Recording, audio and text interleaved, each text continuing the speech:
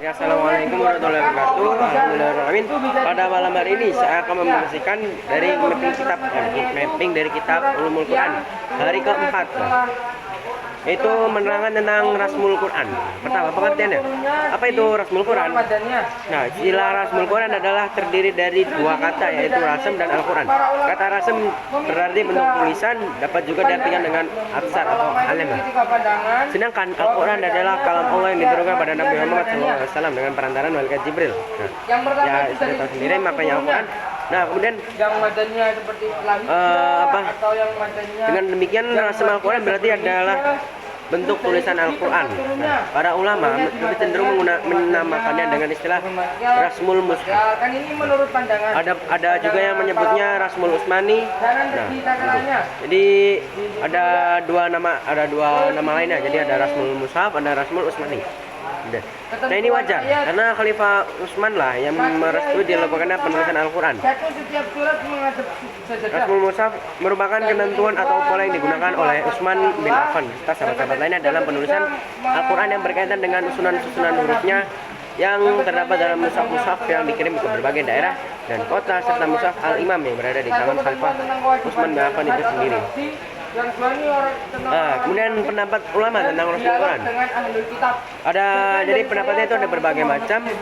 Ada yang berkaitan dengan permasalahan. Misalnya seperti ini, apakah Rasmul Quran merupakan taufikhi dari Nabi Muhammad SAW atau bukan? Nah, mengenai masalah ini ada dua pendapat di kalangan ulama. Yang pertama menyatakan bahwa Rasmul Quran adalah taufik dari Muhammad, sedangkan yang kedua adalah bukan. Jadi sebaliknya. Nah, menurut kelompok pertama bahwa Rasmul Quran adalah taufiki dan metode penulisannya dinyatakan sendiri oleh Rasulullah SAW. Nah, pendapat ini dianut dan dipertahankan oleh Ibnu Mubarak yang sependapat dengan gurunya yaitu Abdul Aziz Ad-Dabbag. Nah, ia menyatakan bahwa tidak seujung rambut pun huruf Al-Quran ditulis dan atas kehendak seorang sahabat Nabi ataupun yang lainnya. Jadi semua ayatnya terdiri dari Allah SWT sendiri. Nah, Rasmul Quran adalah taufiki dari Nabi Muhammad SAW, yakni atas dasar petunjuk dan tuntunan langsung dari Rasulullah. Nah, beliau yang menyuruh mereka untuk menulis Rasmul Quran dalam bentuk yang dikenal sampai sekarang, termasuk tambahan huruf alif dan menggunakannya. Itu rahasia yang dikhususkan Allah Subhanahu wa taala bagi kitab suci Al-Quran, suatu kekhususan yang tidak diberikan kepada kitab-kitab suci lainnya. Sama halnya dengan susunan Al-Quran itu mu'jiz. Artinya membuat lawan menjadi tidak berdaya. Maka Rasmul Quran juga disebut mu'jiz. Nah. Terus yang selanjutnya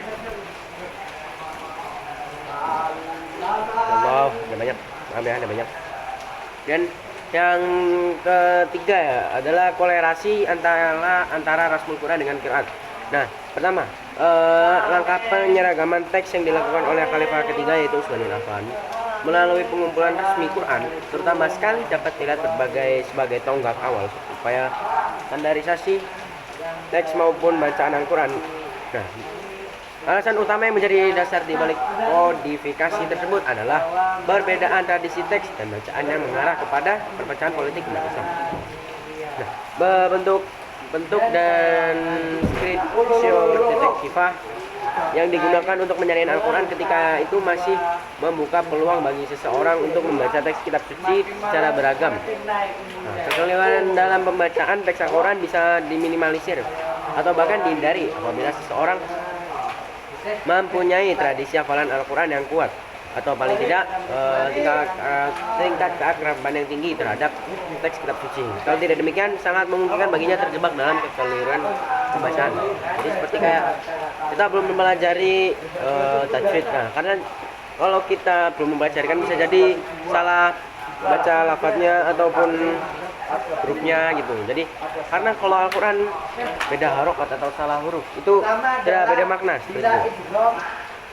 Nah, kemudian kalau menurut mayoritas sarjana Islam, berbagai perbedaan bacaan terutama dalam tradisi teks Utsmani, khususnya dalam teori qiraat mutawatir dan qiraat masyhur, merupakan ragam bacaan yang bersumber dari Nabi Muhammad SAW. Dan oleh karena itu memiliki otoritas ilahiyah. Nah, oke, mungkin cukup sekian dari saya. Kurang maaf, semoga bermanfaat bagi kita semua. Amin ya rabbal alamin. Wassalamualaikum warahmatullahi wabarakatuh.